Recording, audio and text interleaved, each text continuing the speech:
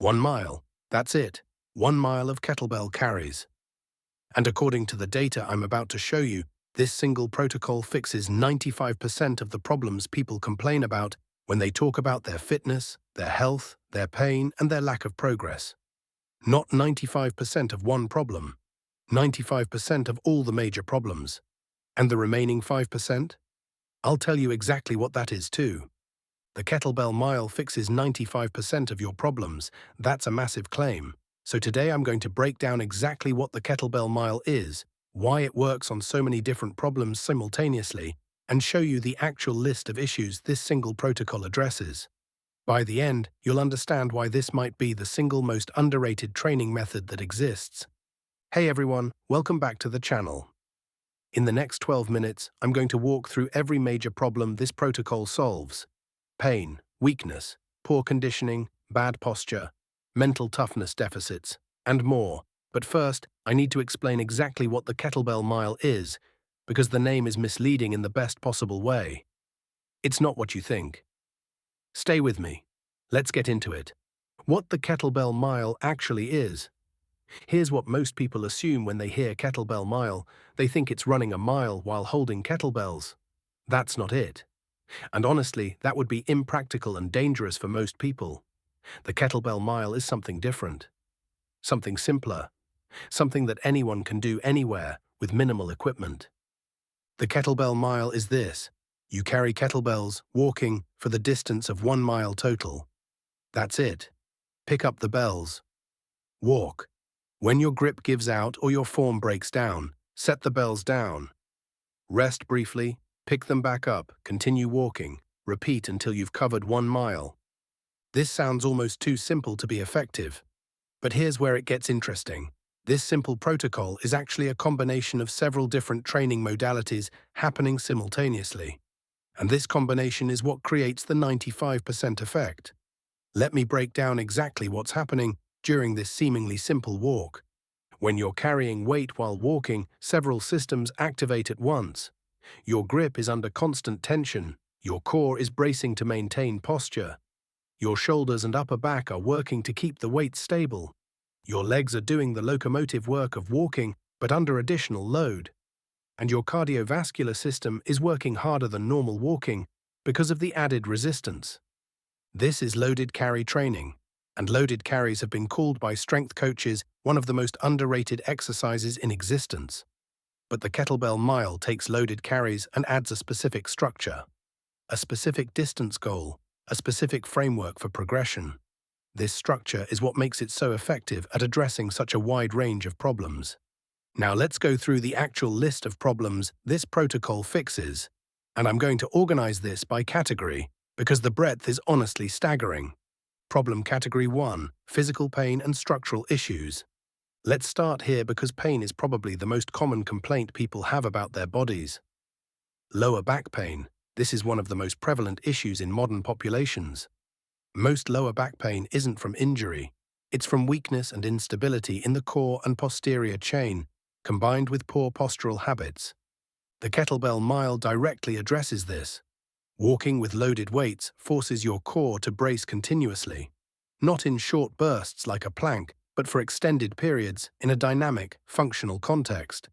This builds the kind of core stability that actually transfers to daily life. Your spine learns to stay neutral and stable under load while you move. This is exactly the pattern that prevents and resolves most non-specific lower back pain. Shoulder pain and instability. Carrying weight, especially with single arm variations, forces your shoulder stabilizers to work continuously. The rotator cuff, the scapular stabilizers, all of these small but critical muscles get consistent, low-intensity loading. This is precisely the type of training that physical therapists prescribe for shoulder rehabilitation. The Kettlebell Mile delivers this automatically. Hip and knee issues. Walking under load while maintaining good posture strengthens the muscles that support your hips and knees. Your glutes work harder to stabilize your pelvis with each step. This addresses one of the most common causes of knee pain, which is actually weakness in the hip stabilizers, not a problem with the knee itself. Postural problems. Forward head posture, rounded shoulders, the modern desk worker silhouette. The kettlebell mile directly counters this. To carry weight efficiently, you must keep your chest up, shoulders back, and spine tall. Doing this for extended periods, repeatedly, retrains your default posture. So that's category 1. Multiple types of pain and structural dysfunction, all addressed by one simple protocol. But we're just getting started. Problem category 2. Strength and muscle deficiencies. Grip strength. This is often called the canary in the coal mine for overall health and longevity. Research consistently links grip strength to all-cause mortality, meaning weaker grip correlates with shorter lifespan and more health problems. The kettlebell mile, by definition, requires sustained grip strength for extended periods. There's no way to complete this protocol without your grip getting dramatically stronger. Functional full-body strength. Unlike isolated exercises that work one muscle group at a time, the kettlebell mile requires your entire body to work as an integrated unit. Your legs, core, back, shoulders, and grip all working together under load for an extended duration. This builds the kind of strength that actually translates to real-world tasks. Trap and upper back development. Carrying heavy loads at your sides causes your traps and upper back to work isometrically the entire time. This is one of the most effective ways to build trap thickness and upper back strength without any specific trap exercises. Core strength without crunches. As mentioned, the bracing required during loaded carries builds core strength that's more functional than traditional AB exercises. You're training your core to do its actual job, which is to stabilize your spine during movement, not to create movement through flexion. Problem category 3. Conditioning and metabolic issues. Cardiovascular fitness without joint stress. Walking is low impact.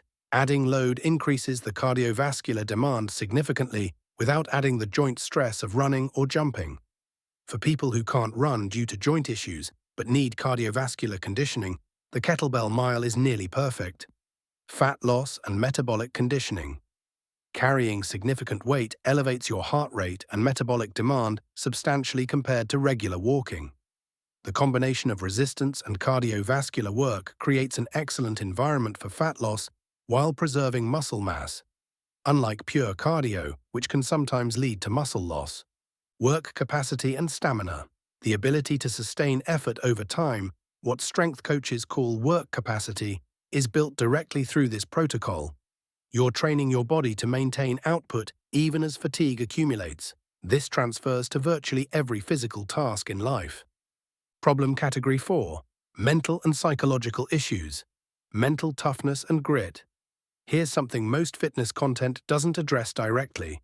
The kettlebell mile is uncomfortable. Your grip will burn, your shoulders will ache, your legs will tire, and you have to keep going anyway.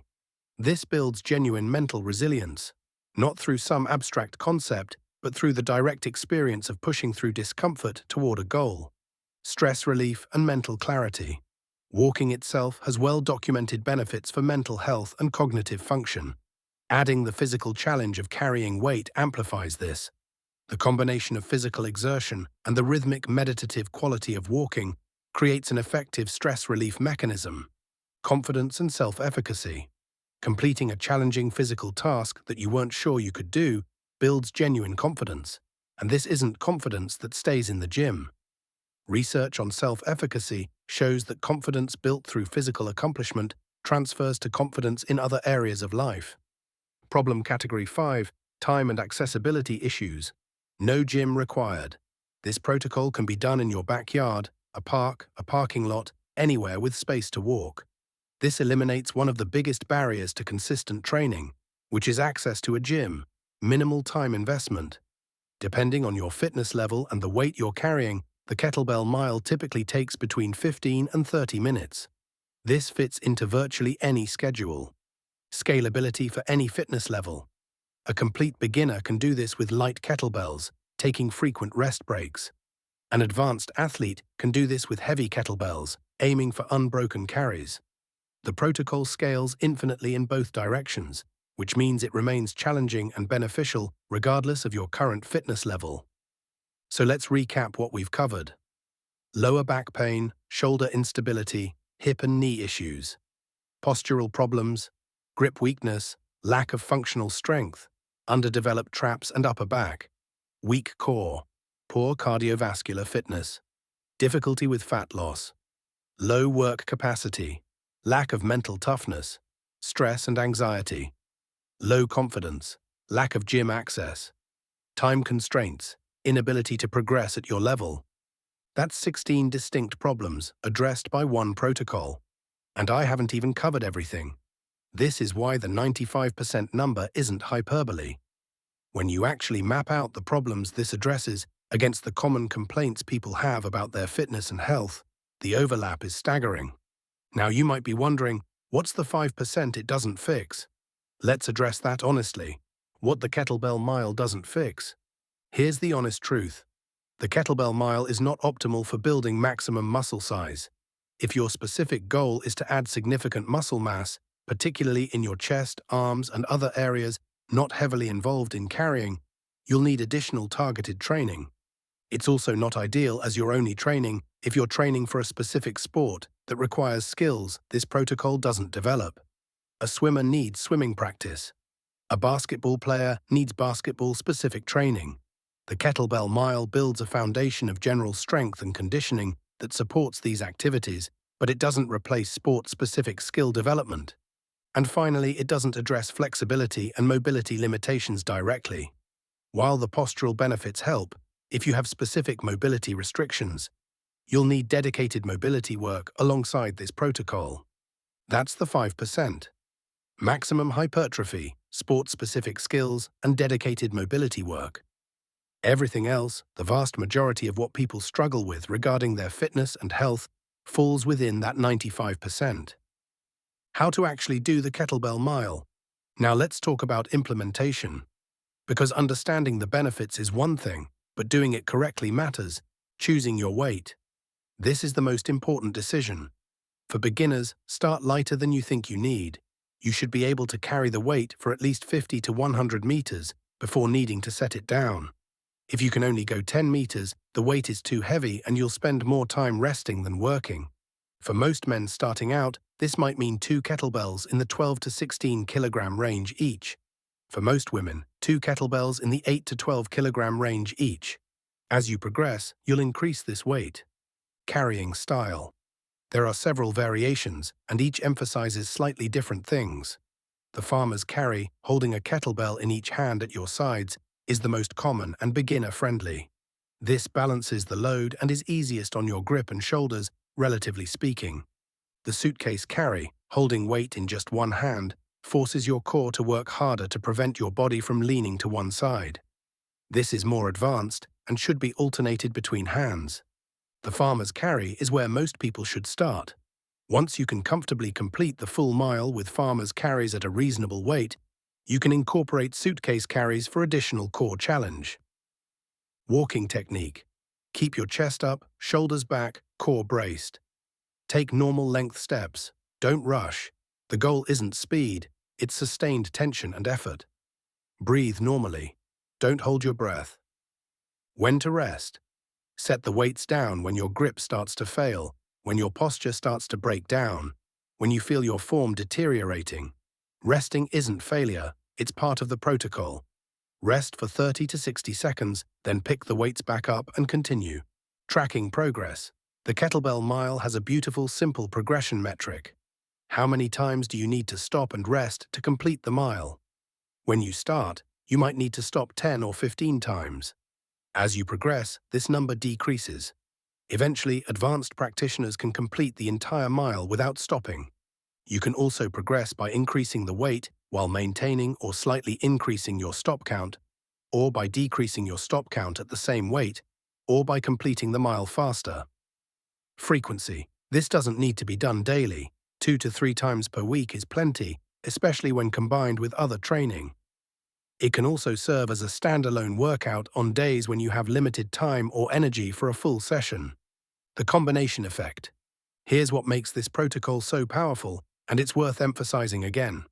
Most training methods isolate specific qualities. Strength training builds strength. Cardio builds cardiovascular fitness. Stretching builds flexibility. Each of these requires separate time, separate focus, separate sessions. The Kettlebell Mile combines multiple training effects into a single simple protocol. You're getting grip work, core stability, postural training, cardiovascular conditioning, mental toughness development, and functional full-body strength all simultaneously, all from one activity that takes 15 to 30 minutes. This is why it addresses so many problems at once. It's not that this protocol does any single thing better than a specialized approach. A dedicated grip training program will build more grip strength faster. A dedicated running program will build more cardiovascular fitness faster. But no other single protocol addresses this many different qualities simultaneously with this little time investment and this much accessibility. Your action plan. Here's what I want you to do. This week, find a space where you can walk. A park, your backyard, a quiet street, even a long hallway if you're doing back and forth laps. Get 2 kettlebells or even 2 heavy water jugs or dumbbells if that's what you have access to. Pick a weight that feels manageable but challenging. Remember, you should be able to go at least 50 meters before needing to rest. Walk carrying the weights until your grip or form starts to fail. Set them down, rest 30 to 60 seconds, pick them back up, continue. Track how many times you need to stop to cover approximately 1 mile, or about 1,600 meters if you're tracking distance, or about 20 minutes of total walking and resting time if you're tracking by time. Do this 2 to 3 times this week. Notice how you feel afterward. Notice your grip the next day. Notice if you feel like you got a real workout despite the simplicity.